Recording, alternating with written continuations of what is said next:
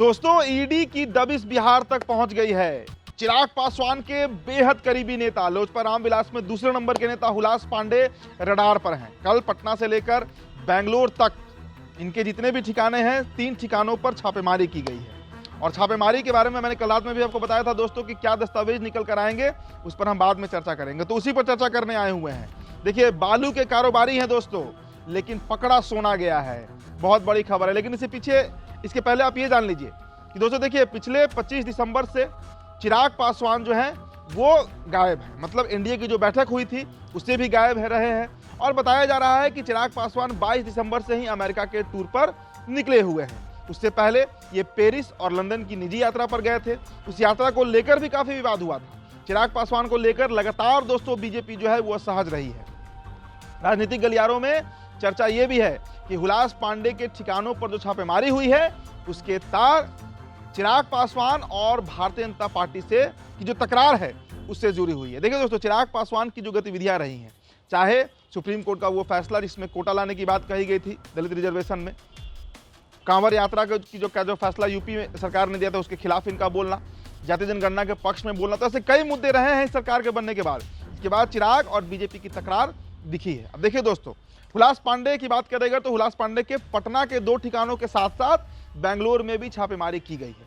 अब सनसनीखेज जानकारी जो है वो निकलकर सामने आ रही है। चर्चा यह है कि बिहार में बालू के अवैध खेल को उजागर करने के लिए हुलास पांडे के ठिकानों पर दबिश डालने वाली ईडी के हाथ ऐसे ऐसे दस्तावेज लगे हैं जिससे कुछ बड़े राजनेताओं की नींद उड़ गई है।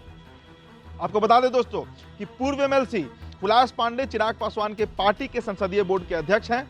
वे चिराग पासवान के सबसे करीबी नेताओं में शुमार है। मतलब पार्टी में दूसरे नंबर पे हैं दोस्तों। पहले प्रदेश अध्यक्ष राजू तिवारी बिहार की मैं बात कर रहा हूं, दूसरे नंबर पे हुलास पांडे। अब देखिए, शुक्रवार को हुलास पांडे के 3 ठिकानों पर प्रवर्तन निदेशालय यानी ईडी ने धावा बोला।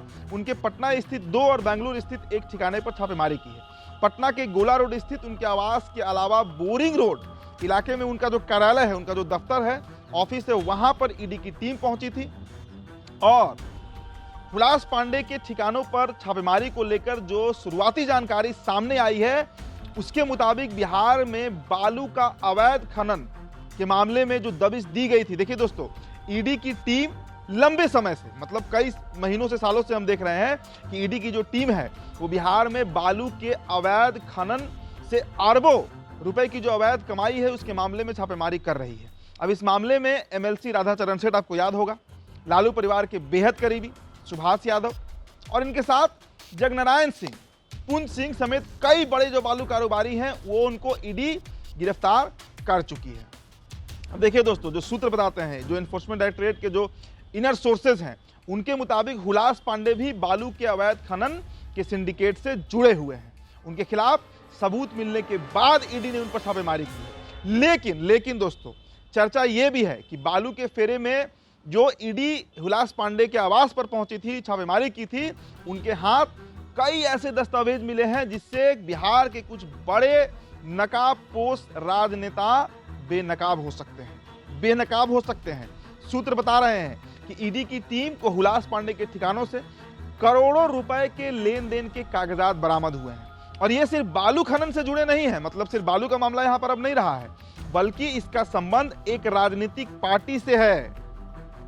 बड़ी खबर है, सूत्रों के मुताबिक एक खास पार्टी में हुए करोड़ों रुपए के लेन देन से संबंधित कई दस्तावेज ईडी के हाथ लग गए हैं। इसमें पिछले लोकसभा चुनाव में हुए पैसे का लेन देन का मामला भी शामिल है। और सूत्रों के मुताबिक लेन देन का यह मामला जो है वो उजागर तब हुआ जब एक खास पार्टी की बड़ी फजीहत हो सकती है। मतलब इस मामले में आप समझिए, मैं इशारा कर रहा हूं किस पार्टी की चर्चा है। बीजेपी तो नहीं है दोस्तों। देखिए, पिछले लोकसभा चुनाव में इस पार्टी में टिकट वितरण को लेकर हुए खेल की चर्चा भी आम रही है। अब सवाल ये उठता रहा है कि क्या इस खेल की जानकारी ईडी को मिली थी, लेकिन ईडी के जो अधिकारी हैं वो अब तक छापेमारी में बरामद हुए दस्तावेज और दूसरी चीजों के बारे में कोई आधिकारिक जानकारी, मतलब जो ऑफिशियल इंफॉर्मेशन होता है, वो नहीं दिए हैं। लेकिन राजनीतिक और प्रशासनिक गलियारों में कई तरह की चर्चा हो रही है। दोस्तों देखिए, ये बहुत बड़ा मामला बनते जा रहा है। एक पार्टी है जिससे जुड़े कई लोग भी फंसेंगे, बड़े नेता उसमें फंस सकते हैं। और हुलास पांडे जो है दोस्तों, वो देखिए कोई छोटे व्यक्ति नहीं है, वो बड़ी रसूख वाले नेता हैं। उनके ठिकाने पर ईडी की रेड को बड़ी कार्रवाई के रूप में देखा जा सकता है, देखा जा रहा है। लोक जनशक्ति पार्टी रामविलास यानी एलजेपीआर के संसदीय बोर्ड के अध्यक्ष हैं।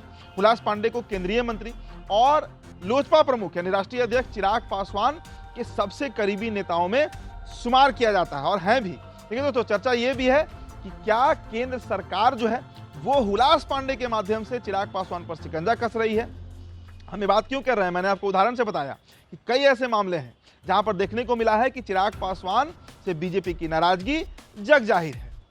केंद्र में मंत्री बनने के बाद उन्होंने कई ऐसे काम किए हैं, कई बार ऐसी उन्होंने बातें कही हैं जो सरकार की मट्टी पलीत करती है और इसको लेकर बीजेपी खासे गुस्से में है। और इसी का आप परिणाम देखने को मिल रहा है दोस्तों कि हुलास पांडे सरीखे नेता भी अब रडार पर आ रहे हैं। और बालू का तो खैर मामला है ही, जिसमें कई लोग राधाचरण सेठ से लेकर सुभाष यादव और कई लोग इस मामले में पहले ही गिरफ्तार हो चुके हैं। तो क्या हुलास पांडे की गिरफ्तारी होगी, ये बड़ा सवाल है।